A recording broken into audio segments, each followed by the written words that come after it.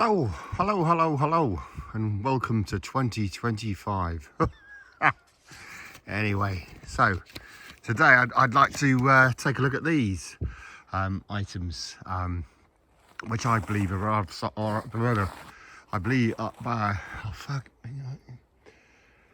which I believe are of some interest. That's it. That's the one.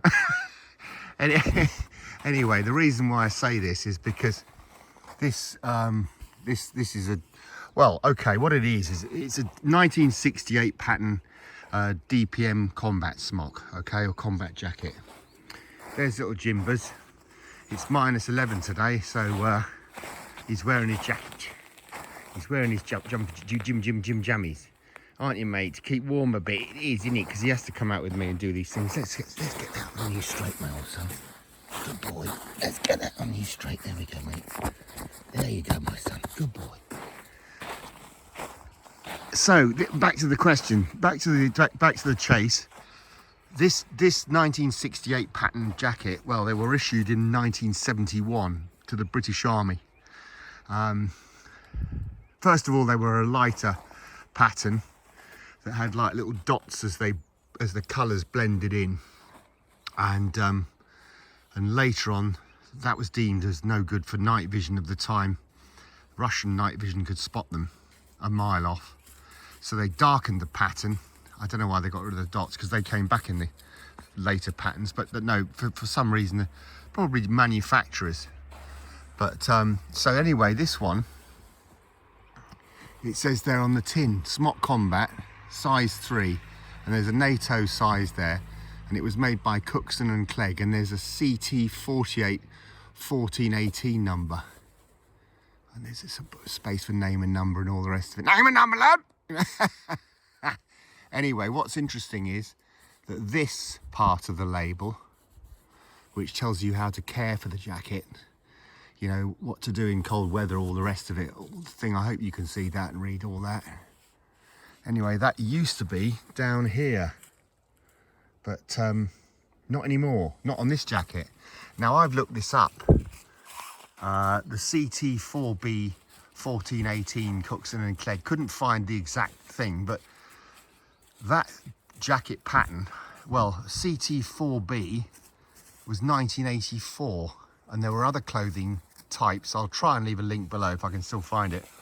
There were other clothing types that CT4B that effectively were the same year, 1984. So I believe this to be one of the last 1968 pattern combat jackets that was ever produced, which is fascinating for me. And I've even got the hood. Hang on a minute. I've even got the darn hood, look, which you'll have to have a look at there. It came with the hood. I got this years ago. Can you see that? I don't know if you can. Probably not. It says hood cold weather combat DPM, and there's a CG number there with the CT4B again. You see how the CT4B coincides with everything?